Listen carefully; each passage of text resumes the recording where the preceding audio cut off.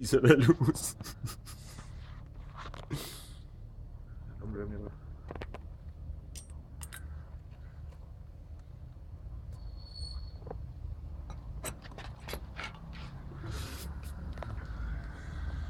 ¿Y en Vascolandia cómo es que lo ponen ahora al caño?